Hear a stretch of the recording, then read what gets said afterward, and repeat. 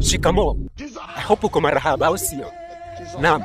Mama Mary ameniambia kwamba nifunze watoto nyakati, haswa katika huu msimu wa likizo, nyakati mbalimbali. Maana wanafunzi wengi hawajui nyakati.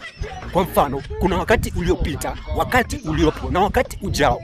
Na pia kuna nyakati mbili ambazo za msingi sana za maana ambazo hamjui. Wakati timilifu mbele na wakati wa mazoea.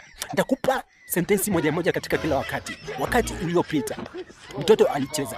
Wakati uliopo, mtoto anacheza. Wakati ujao, mtoto atacheza. Na wakati timilifu mbele, mtoto amecheza. Hebu nipe kongole. Naam. Wakati wa mazoea ni kwamba mtoto hucheza, mtoto huimba, mtoto hula. Yaani huu inamaanisha kwamba haina kipengele chote kama ni jana ni leo. Hucheza, huwezi jua ni jana ni leo ni juzi. Najua Mama Mary umepata jawabu kwa hilo swali ambao umekuwa nikikupa vigugumizi katika muktadha wa majibu. Hebu leteni wanafunzi wenu wakoje shuleni, wakoje mapema, nitawachapa.